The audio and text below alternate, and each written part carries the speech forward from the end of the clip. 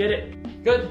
What's up, hello YouTube? This is Shinya Kadono, a professional soccer player here in California. So today's video, I'm going to talk about something that happened in my youth career that had given me one of the biggest influences. I made a quick video about my soccer career, and I talked about how I came to the US when I was seven. There's two.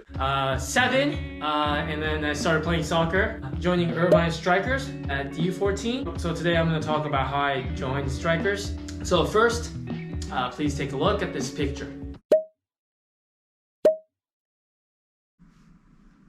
You guys are probably wondering, who's this kid? That's me. I know, it's scary. Yep, that was pretty shocking, but yeah, that's me. That's me. That was probably 4th grade. So since I moved to the US, I had this cultural shock that everything in the US is just much bigger than the things in Japan, like cars, roads, buildings, and then especially food. You go to a fast food restaurant, they have unlimited sodas you can refill, and like the burger, the size, it's like everything is just much bigger. And I love eating. I still do. I love eating food. And back then, I would be eating just incredible amount of food. Even if I was full, I would just keep eating until the food's gone. Don't get me wrong, I was playing soccer almost every day. So I would go to school, at lunchtime, I would go play soccer with my friends, and then come home and then eat food and then go play soccer and come back and eat more food and just, I don't know, I just ate too much. Anyways, although I looked like that, I still wanted to play soccer at a higher level. And back then, Irvine Strikers, which still is one of the best youth club teams in SoCal. So, my friends and I, we all wanted to play for them. So every year there's an open tryout. I actually tried out for Strikers multiple times before I actually made to the team. The first time, I think it was in U11. Saw me play. Okay, he's not good. Cut. First practice, done. Second year, came back. Same thing, done. Third time, I failed twice, so obviously I trained harder. I got better, skill-wise, so I showed up, practiced, and then I actually didn't get cut the first time. And then I kept practicing with the team for a week. In my head, I'm like, okay, well, I'm doing well. I'm practicing with the team. The coach probably likes me. The last training, the coach came over to me saying, hey, Shin, are your parents here by any chance? I need to talk to them. I'm in my head, finally, I made the team. My mom's standing there, so I got a call over, say, hey, come over here. My mom didn't really quite understand English, so I had to translate. So I was there still. So my coach is talking to my mom, and I'm translating everything. Hey, Mrs. Kadono, this is something about your son. He's been doing a fantastic job at practice. He works hard, and I'm telling her this. I work hard, Mom. It's he likes me. I think I made the team, yeah. I've seen him come out the last 2 years. He's made a significant improvement in those skills, touches. I'm okay, well, yeah, he likes it. He likes it a lot. I'm oh, yeah.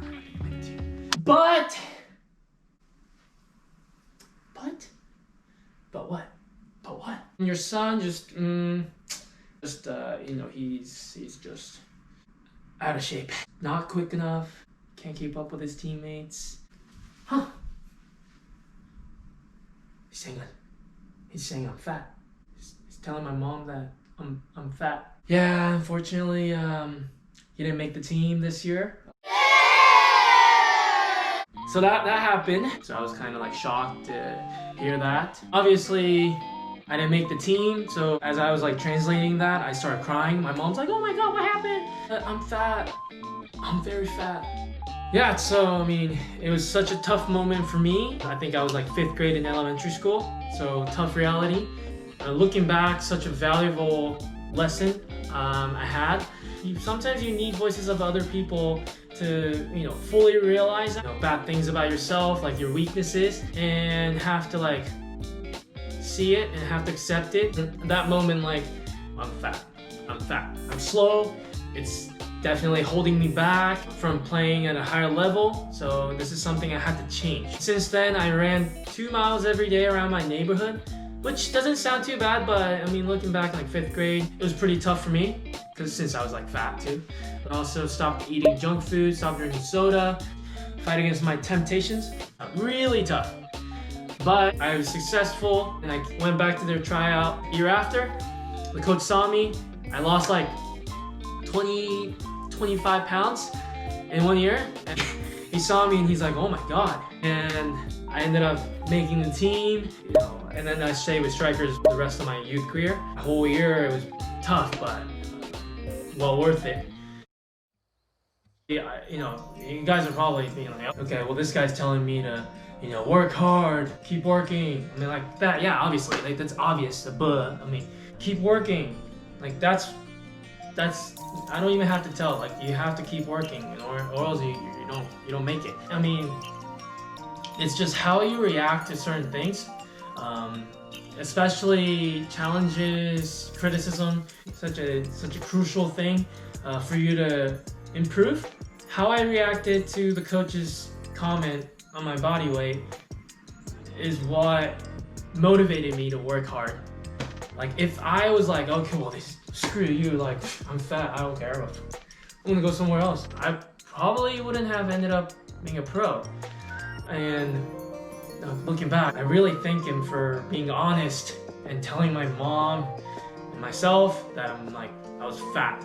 I just feel like, you know, the younger generations these days, they have harder times coping with adversity. They have a hard time accepting their weaknesses or, you know, taking criticisms. I feel like their parents are being more protective. They're more sensitive than when we were little, and we were probably more sensitive than the generations before that.